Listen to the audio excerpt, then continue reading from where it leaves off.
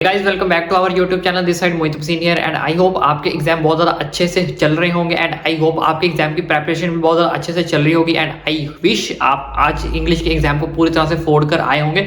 लेकिन अब बारी आती है हमारे साइंस के एग्जाम की। Science is very very difficult exam. Is it seriously science क्या सच में डिफिकल्ट एग्जाम आता है? क्योंकि बहुत सारे बच्चे सोचते हैं यार चलो चलो अभी तो ये लिटरेचर के सब्जेक्ट थे, इंग्लिश आसान है, हिंदी आसान है, लेकिन हम पूरा जो जोर है वो पूरा साल के अंदर हम 3 सब्जेक्ट के ऊपर मैक्सिमम जोर लगाते हैं, एक साइंस, एक मैथ और तीसरा हमारे पास सोशल साइंस। लेकिन साइंस और मैथ के अंदर हम इतना ज्यादा कंसंट्रेट करते हैं, बाकी सब्जेक्ट्स को भूल ही जाते हैं। तो आज हम बात करने वाले साइंस को, जो हमारा मेजर सब्जेक्ट है, जिसके अंदर हमने पूरे का पूरा जोर लगाया होता पूरे साल के अंदर कि अब हम साइंस की प्रिपरेशन के ऊपर कैसे करें।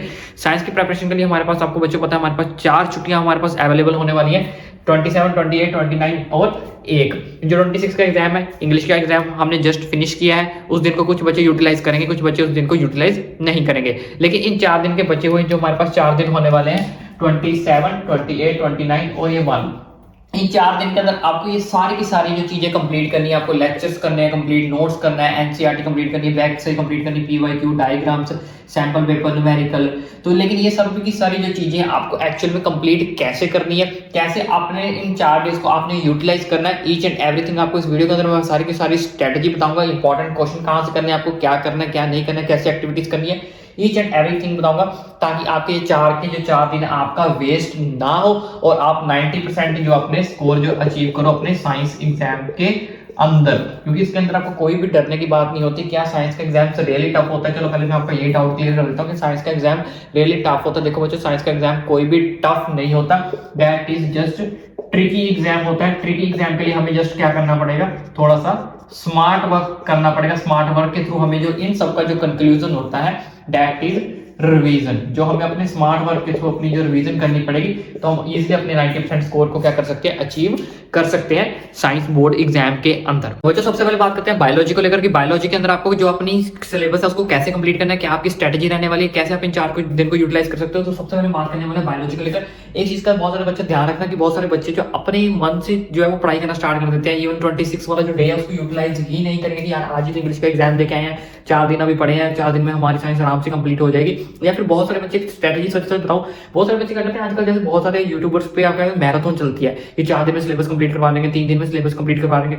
सच बताऊं तो इस मैराथन में आपको देखने का कोई भी फायदा नहीं है। It's just a wastage of time. वो वेस्टेज ऑफ टाइम कैसे है? क्योंकि हर बंदा अपनी अपनी मैराथन को चला रहा है। हर बंदा यूट्यूबर, मैं ये नहीं बोलूंगा कि उनकी स्ट्रेटेजी गलत है, लेकिन आप अगर उनको देख रहे हैं तो वो आपकी स्ट्रेटजी गलत है। वो आपकी स्ट्रेटजी कैसे गलत है? मान लो अगर फर्स्ट यूट्यूबर ने आपकी मैराथन चलाई, सेकंड यूट्यूबर ने चलाई, थर्ड दिन में चलाई, इसने मैं 4 बोला कि 3 दिन में सिलेबस कंप्लीट कर दूंगा, उसने बोला 4 दिन में कर दूंगा, उसने बोला कि मैं आपका 4 दिन में कर दूंगा। तो बच्चे क्या करते हैं, पहले इसकी वीडियोस देखना स्टार्ट कर देते हैं। इसकी जो समझाने का तरीका होता है, इसकी स्ट्रेटजी होती है वो अलग तरीके की होती है। फिर बच्चे क्या करते हैं, अगर इसने मैराथन शुरू कर दी तो बच्चे इसको देखने शुरू कर देते हैं दूसरे यूट्यूबर को। फिर क्या करते हैं, तीसरे यूट्यूबर को। भाई अगर आप इन सब चीजों को फॉलो करना चाहते हो तो आप एटलीस्ट कम से कम एक बंदे को फॉलो करना, एक ही मैराथन देखो जिससे आपको कोई चीज समझ भी लगे। हाँ, अगर आपको कोई डाउट आता है, आपकी कोई क्वेरी है, तो आप किसी दूसरे यूट्यूबर पे जाओ। लेकिन बहुत सारे बच्चे क्या करते हैं, इसकी कंप्लीट होगी तो दूसरे की देखने बैठ जाएंगे, दूसरे की कंप्लीट होगी तीसरे की देखने बैठ जाएंगे। तो ऐसी स्ट्रेटजी को आपको बिल्कुल भी फॉलो नहीं करना है। इससे बेटर है कि आप एक strategy follow, do your revision. अपनी रिवीजन करो जिसपे आपको पूरा कॉन्फिडेंस रहेगा कि मैंने इतनी रिवीजन की है, मेरा सिलेबस इतना कंप्लीट होगा, मेरे इतने डाउट्स रह गए, मुझे इतना चीज जो अपनी कंप्लीट करनी है बाकी बचे हुए दिन के अंदर। तो यहाँ पे मैं आपको कुछ स्ट्रेटजी बताने वाला हूँ, जिसके लिए आपको सिर्फ मैं आपको सिंपल ये बताऊंगा कि आपको अपने जो चैप्टर्स की रिवीजन कैसे करनी है, ताकि आपको सिलेबस भी कंप्लीट हो जाए और हमारा सारी की सारी जो चीजें कवर भी हो जाए और हम 90% को अचीव भी आसानी से कर ले। क्योंकि जैसे मैंने आपको बताया, साइंस के अंदर जस्ट आपका स्मार्ट वर्क लगेगा, सिर्फ क्वेश्चन आपके ट्रिकी आएंगे, इसके अलावा आपको डरने की कोई भी यहाँ पे नीड नहीं है। 26 फेब को आपको 26 फेब को जैसे आज वाले दिन को आपको सबसे पहले यूटिलाइज करना है। 26 फेब को आपने क्या करना है, मुझे पता है इंग्लिश का एग्जाम देके आए, बहुत ज्यादा थके हो गए, इंग्लिश के अंदर सिर्फ आपको एक ही छुट्टी थी, एक दिन का गैप था, तो कोई दिक्कत परेशानी वाली बात नहीं है। तो यहाँ पे आपको क्या करना है, बायोलॉजी के चैप्टर्स करने हैं। बायोलॉजी का आपको यहाँ पे चैप्टर्स करने हैं, जस्ट आपको कोऑर्डिनेशन कंप्लीट करना और हेरिडिटी करना। मैंने इजी चैप्टर्स रखे हैं, 2-2.5 घंटे के अंदर अगर आप पढ़ोगे ना, शाम को फ्रेश होकर अच्छे से स्लीप लेके, एक स्लीप की नैप लेके, तब आप इजीली 2 चैप्टर्स को जो है आसानी से कंप्लीट कर सकते हो 26 फेब को। क्योंकि बायोलॉजी हर बच्चा कर सकता है। बहुत सारे बच्चों को जो प्रॉब्लम्स आती है वो केमिस्ट्री और फिजिक्स के अंदर आती है। बायोलॉजी के अंदर बहुत रेयर बच्चे जिनको प्रॉब्लम्स आती है, जस्ट आपको रीड करना है। आप अपना कोऑर्डिनेशन और हेरिडिटी को जब वो कंप्लीट कर लो, इससे आपका जो 26 वाला डे है वो बर्बाद भी नहीं होगा और आपके बायोलॉजी के 2 चैप्टर्स है वो डन भी हो जाएंगे। आफ्टर दैट आपको कुछ नहीं करना, जस्ट आपको स्लीप करना है, क्योंकि आपने इंग्लिश का पेपर दिया, आई नो आप टायर्ड हो गए। उसके बाद आपने आ जाना यहाँ पे 27 27 को। देखो बच्चों 27 को आपका सबसे पहले आपने अपने लाइव प्रोसेस चैप्टर को कंप्लीट करो। लाइव प्रोसेस के अंदर आपको क्या करना है, सुबह 8:30 बजे से 11 AM तक आपका 2.5 घंटे के अंदर पूरा का पूरा जो लाइव प्रोसेस है इजीली आराम से कंप्लीट हो जाएगा। अब इसको आपको कंप्लीट कैसे करना है, इसके लिए मैं आपको 2 तरीके बता रहा हूँ। पहले बात तो कभी भी अपने नोट्स नहीं बनाने हैं। अब अपने नोट्स बनाना छोड़ देना, नोट्स मत बनाना। आपके बहुत बड़े बड़े यूट्यूबर्स हैं, शोभिंद्र निर्माणा है, पढ़ले है, XP हब है, बहुत सारे बड़े बड़े यूट्यूबर्स हैं, आप उनसे नोट्स जो ले सकते हो।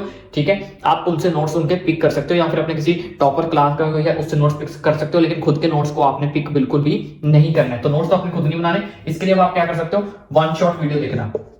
1 शॉट वीडियो अगर आप ऑलरेडी देख चुके हो, अगर आपको चैप्टर क्लियर है फिर मत देखना, लेकिन अगर आपको लगता है कि मुझे इस चीज की नीड है तभी 1 शॉट वीडियो देखना। अदरवाइज आपको 1 शॉट वीडियो देखने की जरूरत नहीं है। आप जस्ट अपने चैप्टर्स क्वेश्चन की रिवीजन करो, किसके थ्रू, अपने किसी फ्रेंड के नोट्स के थ्रू, या फिर जो आपको नोट्स दिए गए हैं उसको आपने जो है जस्ट फॉलो करना है। 1 शॉट वीडियो तभी देखना अगर आपको लगता है कि मुझे हाँ इसके अंदर डाउट्स आ रहे हैं, तब आप 1 शॉट वीडियो को प्रेफर करना। अदरवाइज आपको 1 शॉट वीडियो देखने की कोई भी नीड नहीं है। आफ्टर दैट आपको क्या करना है, 12 बजे से लेकर 1 बजे तक फ्रेश होकर अच्छे से 1 घंटे के लिए मैंने आपको रखा कि जो चैप्टर आपने लाइव प्रोसेस कंप्लीट किया था उसकी जस्ट आपको चैप्टर की क्या करनी है, रिवीजन करनी है। क्योंकि अगर आप रिवीजन नहीं करोगे, गो थ्रू नहीं करोगे, तो आपको समझ नहीं आएगा कि आपने जो चैप्टर्स के अंदर पढ़ा है क्या वो आपको क्लियर हुआ है या नहीं हुआ। इसलिए मैंने सिर्फ 1 घंटा आपको दिया कि आप चैप्टर को दोबारा से गो थ्रू कर लो, दोबारा से रीड आउट कर लो कि कोई भी अगर आपकी मिस्टेक्स ऊपर निकली थी, कोई भी क्वेश्चन आपका कोई टॉपिक ऐसा था जो छूट गया था, वो आपका दोबारा चैप्टर रिवीजन के अंदर 1 घंटे का मैंने टाइम दिया, उसके अंदर आपको दोबारा से वो चीज क्या हो जाए, रिवाइज हो जाए। आफ्टर दैट आपको क्या करना है, लंच करना है, उसके बाद फ्रेश हो जाना है।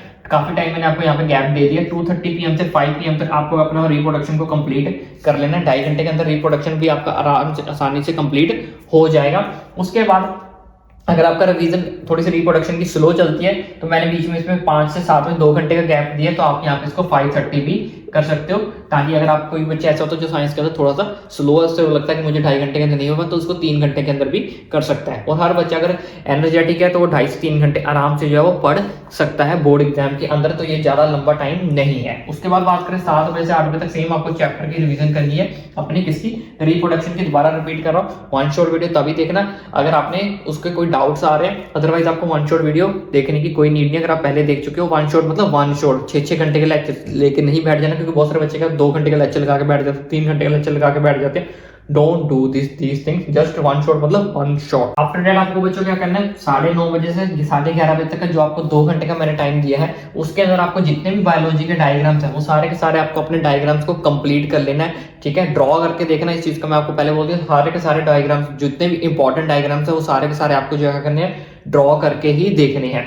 आफ्टर दैट उसकी जितने भी डिफरेंसेस हैं बायोलॉजी के अंदर, जितने भी डिफरेंसेस दिए होते हैं वो सारे के सारे डिफरेंसेस को आपने एक बार दोबारा से करना है। चारों के चारों चैप्टर्स को आपने क्या करना है, सारे के सारे डिफरेंसेस को दोबारा से करना है, क्योंकि बायोलॉजी के अंदर जो डिफरेंसेस होते हैं बहुत ज्यादा पूछे जाते हैं, बहुत ज्यादा इंपॉर्टेंट होते हैं। जो बात करते हैं फिजिक्स को लेकर, फिजिक्स के अंदर आपको क्या करने वाला है, देखो हमारे हमने 2 दिन को अपने यूटिलाइज कर लिया, हमारे पास 26 भी खत्म हो गया, हमारे पास 27 भी खत्म हो गया। हम बात करने वाले हैं 28 फैब को आपको क्या करना है। 28 फैब के लिए मैंने अपनी यहाँ पे फिजिक्स को चुना है। ठीक है, तो 28 फैब को आपको फिजिक्स जो है वो कंप्लीट करनी है। तो फिजिक्स के अंदर देखो सबसे पहले मॉर्निंग में उठते ही आपको क्या करना है, वही चैप्टर को पिक करना है जो चैप्टर आपको डिफिकल्ट लगता है। डिफिकल्ट माना जैसे कुछ बच्चों को इलेक्ट्रिसिटी डिफिकल्ट लगता है, कुछ बच्चों को रिफ्लेक्शन या रिफ्रैक्शन वाला जो चैप्टर वो डिफिकल्ट लगता है, लेंस फॉर्मूला, मिरर फॉर्मूला, तो आपने दोनों में से वो चैप्टर को पिक करना है जो आपको डिफिकल्ट लगता है। डिफिकल्ट वाला क्यों चैप्टर करना है, क्योंकि आप मॉर्निंग में जब उठोगे आपका माइंड फ्रेश होगा, तो फ्रेश माइंड के अंदर आपसे जो है डिफिकल्ट वाला चैप्टर आराम से जो है वो कंप्लीट कर पाओगे, आपको कोई दिक्कत परेशानी या स्ट्रेस क्रिएट नहीं होगा। तो अगर जिन बच्चों को इलेक्ट्रिसिटी डिफिकल्ट लगता है वो इलेक्ट्रिसिटी कर ले, जिन बच्चों को रिफ्लेक्शन या रिफ्रैक्शन डिफिकल्ट लगता है वो उसको चूज कर ले। 8 बजे से लेकर 10:30 बजे तक आपने इस चैप्टर को कंप्लीट करना है। 2.30 यानी कि 2.5 घंटे आपके पास है, तो ये हमारे पास आराम से ये चैप्टर्स को आप जो है वो कंप्लीट कर सकते हो। एक चीज का ध्यान रखना, इन दोनों के अंदर ही आपको जो है वो न्यूमेरिकल्स हैं, दोनों के दोनों न्यूमेरिकल्स इंपॉर्टेंट है। लेंस फार्मूला, मिरर फार्मूला और ये रिफ्रैक्टिव इंडेक्स, साथ में इलेक्ट्रिसिटी के सीरीज और पैरेलल, ये 5 टाइप के न्यूमेरिकल है जो पेपर के अंदर आपको पूछे जाते हैं और पूछे भी जाएंगे। 99.9 के 100% श्योर है कि इन पांचों में से कोई ना कोई न्यूमेरिकल आपको पेपर में आता भी है और आएगा भी। तो इसलिए आपने इनके न्यूमेरिकल्स को खास करके ध्यान से करना है और सारे के सारे न्यूमेरिकल्स को रिटन अटेम्प्ट करके देखना, क्योंकि कुछ बच्चों की हैबिट होती है बस ऐसे ऐसे न्यूमेरिकल्स को देखते रहेंगे और पेज फोल्ड करते रहेंगे, हाँ ये मुझे आता है, ये मुझे आता है। तो ऐसी गलती आपको बिल्कुल भी नहीं करनी है। दोनों के न्यूमेरिकल्स को अच्छे करके देखना और आराम से 2.5 घंटे के अंदर आपका चैप्टर जब वो कंप्लीट हो जाएगा। उसके बाद अगर आपने यहाँ पे इलेक्ट्रिसिटी कर लेते तो यहाँ पे आपने रिफ्लेक्शन या रिफ्रैक्शन को रख लेना। ठीक है, नेक्स्ट चैप्टर ये आपने 11:30 बजे से 2 बजे तक आपने ये भी मैंने आपको 2.5 घंटे दिए हैं। दूसरा चैप्टर भी आपका 2.5 घंटे से आराम से अंदर कंप्लीट हो जाएगा। 11:30 से लेकर 2 PM तक आपका ये चैप्टर जो है वो कंप्लीट हो जाएगा। उसके बाद आपको क्या करना है, ह्यूमन आई वाला चैप्टर को आपने पिक कर लेना है। 3:30 से लेके आप 5 बजे तक यानी कि 1.5 आवर के अंदर आपका जो ह्यूमन आई आराम से जो है कंप्लीट हो जाएगा। इसमें आपको कोई दिक्कत परेशानी वाली बात नहीं है। इसके अंदर आपको थ्योरी ही रीड करनी है, आप अच्छे से थ्योरी रीड जो है वो कर सकते हो। अब ये जो थ्योरी आपकी रीड करनी है वो मैं आपको बता देता हूँ कैसे करनी है। आपको एनसीईआरटी करनी है और एनसीईआरटी की बैक एक्सरसाइज आप कर सकते हो, ठीक है। एनसीईआरटी की बैक एक्सरसाइज इन टेक्स्ट वाले क्वेश्चन कर सकते हो, यानी कि मेनली आपने जो है वो एनसीईआरटी के ऊपर ही फोकस करना है। और एक चीज का ध्यान रखना, सैंपल पेपर बिल्कुल भी नहीं करने। अब सैंपल पेपर क्यों नहीं करने उसका मैं आपको रीजन बाद में बताऊंगा, लास्ट में बताता हूँ। तो जब बात करने वाले हम केमिस्ट्री को लेकर, तो केमिस्ट्री के अंदर आपको कैसे रिवीजन करनी है, हम 28 को भी यूटिलाइज कर चुके हैं। अब हमारी बारी है 29 पर। तो 29 फेब को हमने करनी है अपनी केमिस्ट्री। तो केमिस्ट्री के लिए आपको सबसे पहले क्या करना है, कार्बन एंड इट्स कंपाउंड्स को करें। वो बहुत ज्यादा इंपॉर्टेंट चैप्टर है, थोड़ा सा लेंथी चैप्टर भी है। तो आपने फ्रेशली माइंड अपना सुबह उठकर आपने क्या करना है, कार्बन एंड कंपाउंड्स को जो है वो फॉलो करना है, उसको कंप्लीट करना है। सेम टू सेम 2.5 आवर मैंने आपको यहाँ पे दिया है इसको कंप्लीट करने के लिए। आराम से 2.5 आवर में फ्रेश माइंड के साथ अगर आप करोगे इसको, आप आराम से जो कंप्लीट कर पाओगे। ऑलरेडी बता चुका हूँ कहाँ से करना है, नोट्स फॉलो करने हैं, खुद के नोट्स मत बताना है। एनसीईआरटी की बैक एक्सरसाइज, एनसीईआरटी की इन टेक्स्ट, बस ये क्वेश्चन को आपको जो फॉलो करना है, डोंट डू सैंपल पेपर से। उसके बाद नेक्स्ट आपको क्या करना है, एसिड बेसिस एंड सॉल्ट वाले चैप्टर्स को क्या कर लेना है, पिक कर लेना है, जो आपका 11:15 PM से 1:45 PM के अंदर आराम से जो वो कंप्लीट हो जाएगा 2 आवर्स में, ठीक है। 2 आवर्स में आप इसको आराम से कंप्लीट जो वो कर सकते हो। इसमें इतना कुछ लेंथी चीजें नहीं है, मोस्टली इसके अंदर आपको एक्टिविटीज ही जो है वो देखने को मिलेगी। तो बेटर है कि आप इसको 2 आवर्स में कंप्लीट करो, 2 आवर्स में हो भी जाएगा। उसके बाद बात करते हैं next chapter, that is our metals and non metal, जो आपको 3 PM से 5 PM के अंदर अंदर कंप्लीट कर लेना। ये भी आपका चैप्टर मोस्टली थ्योरी बेस्ड है, तो आप आराम से इस चैप्टर को जो है कंप्लीट कर सकते हो। तो आराम से हो जाएगा। टारगेट रखना कि हाँ भाई 2 घंटे में करना है, तो बस 2 घंटे में करना है। उसके बाद केमिकल रिएक्शंस जो आपको लास्ट में करना है 5:40 PM से 7:15 PM के अंदर अंदर आपको ये चैप्टर जो है वो कंप्लीट हो जाएगा। उसके बाद सेम आपने वही अपनी ब्रेक लेनी है। ब्रेक लेने के बाद हमने अपने चल लेना रिवीजन पोर्शन के ऊपर। तो रिवीजन यहाँ पे मैंने रिवीजन को 2 हिस्सों में डिवाइड किया है, ठीक है। 2 हिस्सों में क्यों डिवाइड किया है, क्योंकि कल जो चैप्टर है जैसे केमिस्ट्री है, इसके अंदर आपको इक्वेशंस देखने को मिलेंगे और साथ में एक्टिविटीज देखने को मिलेंगी। तो 9 PM से 10 PM तक आपको सिर्फ ओनली एक्टिविटी सी जो अपनी सबसे पहले जो कंप्लीट करनी है।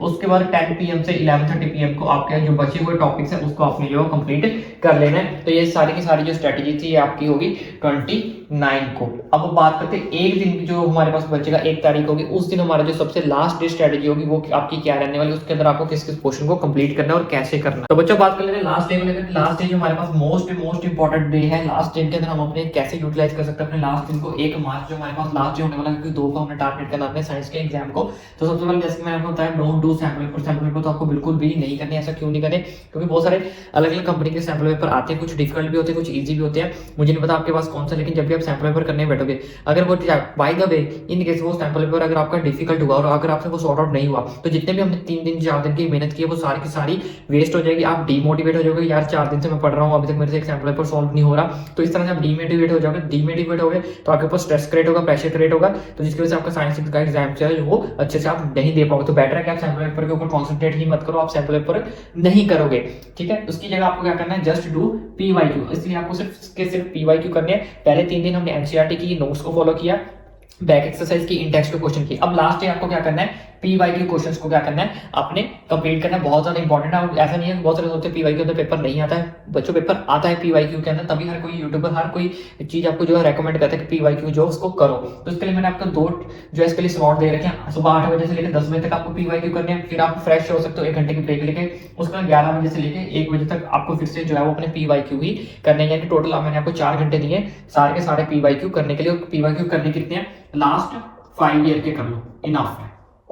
लास्ट 5 ईयर के PYQ आप आराम से जो कंप्लीट कर सकते हो इन 4 घंटे के अंदर, ओके। उसके बाद आपको 2 बजे से लेकर 3 बजे तक आपको सिर्फ जितने भी बायोलॉजी के डायग्राम है, बायो के डायग्राम्स बायो सारे के सारे दोबारा से कंप्लीट कर लेने, नजर मार लेने। आप रैंडमली कोई 1 2 3 डायग्राम बना के भी देख सकते हो 1 घंटे के अंदर। उसके बाद 4 बजे से लेकर 6 बजे तक आपको मैंने दिए जितने भी फिजिक्स के न्यूमेरिकल है, चाहे वो लाइट के चाहे वो इलेक्ट्रिसिटी के, 2 घंटे के अंदर आपको सारे के सारे न्यूमेरिकल्स जो है वो दोबारा से रिवाइज कर लेने। उसके बाद 7 बजे से लेकर 8 बजे तक आपको केमिस्ट्री की जितनी भी एक्टिविटीज है वो सारी की सारी एक्टिविटीज आपको कर लेनी। 1 घंटे के अंदर आप आराम से सारी की सारी एक्टिविटीज को गो थ्रू कर सकते हो अपने माइंड में से। आफ्टर दैट लास्ट वाला जो स्लॉट हमारे पास बचता है, दैट स्लॉट के अंदर आपको क्या करना है, 9:30 PM से लेकर 10:30 PM तक जितनी भी आपकी केमिकल इक्वेशंस हैं ठीक है, चाहे वो ऑक्सीडेशन की है, रिडक्शन की है, कॉम्बिनेशन की है, डिस्प्लेसमेंट की है, कोई भी जितनी भी क्वेश्चन है वो सारी की सारी 1 घंटे के अंदर आपने क्या करनी है, अपने माइंड से गो थ्रू करनी है, रिवाइज करनी है। 1 घंटे के अंदर आपकी सारी केमिकल इक्वेशन आराम से बैलेंसिंग सब कुछ हो जाएगा। उसके बाद बात करते हैं कि रैंडमली करनी है, सारी सारी करने के लिए बैठोगे, अगर सारी सारी करनी है उसके लिए मैं जो केमिस्ट्री का आपको दिन दिया था ये वाला 28 वाला, तो इसको आप यूटिलाइज कर लें। उसके अंदर ही मैंने इसलिए पूरा दिन दिया था ताकि आपको पूरी केमिस्ट्री के अंदर इसी दिन के अंदर यूटिलाइज हो जाए। यहाँ पे सिर्फ जस्ट आपको रैंडमली क्वेश्चन पिक करके गो थ्रू करना है, सिर्फ अपने एक माइंड से। मैंने जो आपको केमिस्ट्री का दिन दिया था वो इसलिए दिया था पूरा दिन, ताकि आपका पूरा सिलेबस अच्छे से खुला डुला आराम से कंप्लीट हो जाए। और यहाँ पे हमने जस्ट क्या करना है, अपने माइंड से सिर्फ गो थ्रू करना है और आराम से 1-1 घंटे के अंदर आप अपनी सारी चीजों को गो थ्रू कर सकते हो। उसके बाद केमिकल इक्वेशंस को भी उसके बाद 10:30 PM से लेकर 11:30 PM तक आपने वो चीज करनी है, वो टॉपिक करना है, या वो चैप्टर को आप रिवाइज कर सकते हो, वो टॉपिक रिवाइज कर सकते हो जो आपके अकॉर्डिंग डिफिकल्ट है। मान लो आपको कोई फिजिक्स का चैप्टर या फिजिक्स का कोई टॉपिक ऐसा है जो मुश्किल लग रहा है, तो आप 10:30 से 11:30 तक लास्ट 1 घंटे के अंदर उस टॉपिक को या उस चैप्टर को रिवाइज करके अपना सो सकते हो, ताकि आप सुबह टाइम से उठ के अपने फ्रेश माइंड के साथ अपने साइंस का एग्जाम जो वो दे सको। चाहे वो टॉपिक अगर आपके अकॉर्डिंग, चाहे वो केमिस्ट्री का भी हो सकता है, बायोलॉजी का भी हो सकता है, वो फिजिक्स का भी हो सकता है। तो अगर आप इस स्ट्रेटेजी के थ्रू पढ़ते हो तो मैं गारंटी लेता हूँ आपको 90% नीचे से कोई भी नहीं रोक सकता। बस अपने सैंपल पेपर्स को मत करना, पीवाईक्यू ज्यादा फोकस करना है, एनसीईआरटी बैंक से इन टेक्स्ट और नोट्स के ऊपर ही अपना कॉन्सेंट्रेट करना। खुद के नोट्स बिल्कुल भी मत बनाना, टाइम वेस्ट मत करना, दूसरे के नोट्स ही फॉलो करना। बाकी इसके अलावा कौन कौन से इंपॉर्टेंट क्वेश्चन रहने वाले उसकी वीडियो में जल्दी लेके आऊंगा। इस चैनल को सब्सक्राइब करना ना भूलें, और ये वीडियो अच्छी लगी तो अपने फ्रेंड्स के साथ जरूर शेयर करो, स्ट्रेटेजी को भी जरूर से जरूर फॉलो करें और चैनल में सब्सक्राइब करना ना भूलें।